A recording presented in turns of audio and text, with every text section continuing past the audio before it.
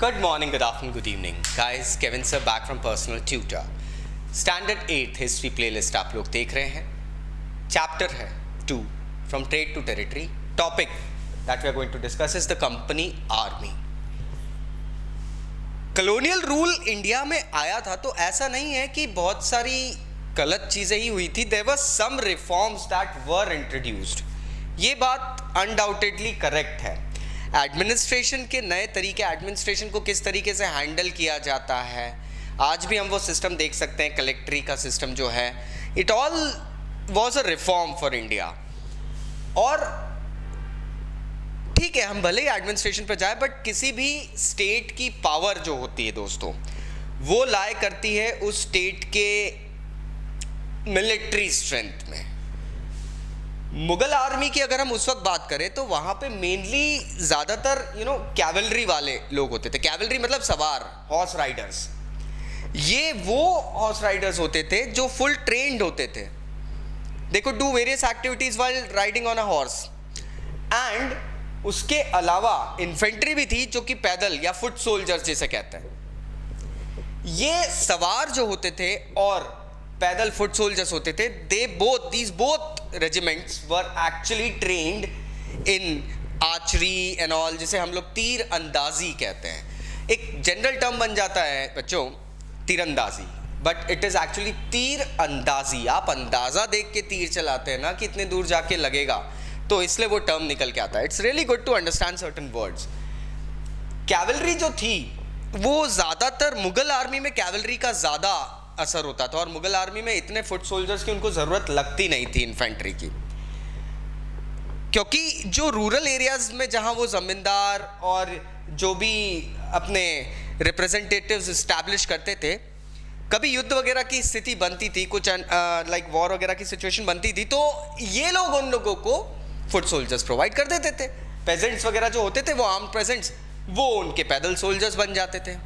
But it all started changing with the advent of 18th century.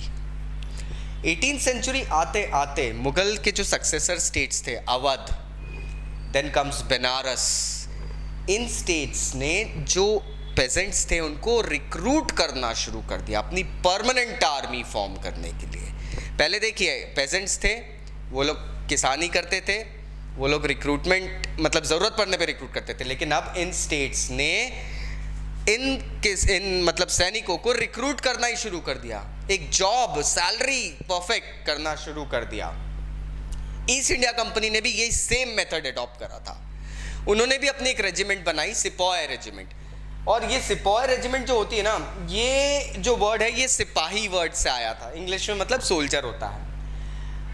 1820 से थोड़ा warfare techniques change होने लग गई थी इंडिया में. कैवलरी की रिक्वायरमेंट कंपनी द्वारा कम हो गई थी, क्योंकि हो ये रहा था कैवलरी में हॉर्समैन वगैरह बहुत सारे लगते हैं. अब east India company was having Wars on various fronts. Burma है, थाईलैंड है, उसके बाद में उनका वॉर चल रहा है अफगानिस्तान में, सिंध में, यहाँ बहुत सारी जगह चल रही थी, इजिप्ट तक में. वहाँ पे फुट सोल्जर्स होते थे. दे हैड मस्केट्स, गन जो होती थी, मैचलॉक्स, मस्केट्स, ये होती थी. गन के आगे वो एक बड़ा सा वो लग जाता है, खंजर, एक नाइफ जैसी चीज. सो ये warfare techniques, it led to more development of actually the infantry, not the cavalry. अब इस चक्कर में ब्रिटिशर्स ने बहुत सारी इन्फेंट्री की रेजिमेंट्स बनाई, और 19th सेंचुरी आते आते इनको उन्होंने एक यूनिफॉर्म मिलिट्री कोड भी देना शुरू कर दिया सोल्जर्स को. एक्चुअली अगर आप फिगर 16 देखें तो आपको समझ में आएगा. ये सवार हैं, बंगाल के ब्रिटिश सवार जो होते थे, तो he was actually made to wear uniform. जो यूनिफॉर्म सिविल कोड जो था वो आर्मी के अंदर एक डिज़ाइन रहती है.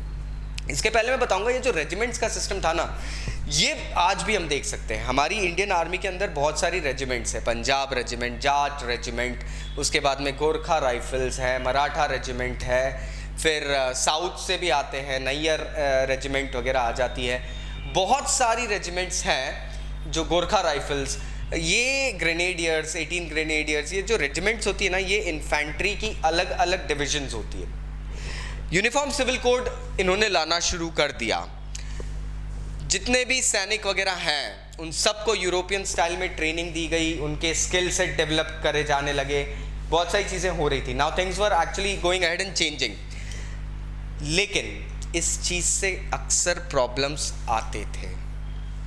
प्रॉब्लम्स ये आते थे कि आप एक कल्चर ऑलरेडी जो बसा हुआ है उसको चेंज करके एक दूसरा पैराडाइम इंस्टिल कर रहे हैं, मतलब अप्लाई कर रहे हैं on a really significant group of man, एक अच्छे खासे ग्रुप पे. They were part of the society, they represented their societies, their culture also somehow somewhere.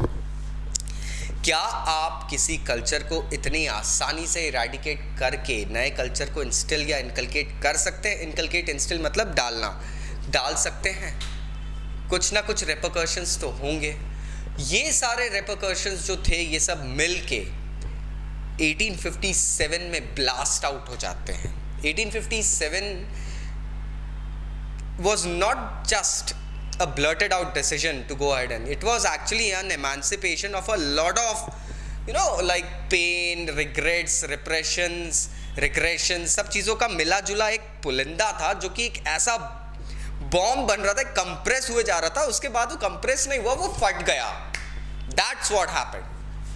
Just blow up a balloon and then उसको दबाने की कोशिश करो. एक हद तक दबेगा यार, उसके बाद में फट जाएगा. That was what all happened.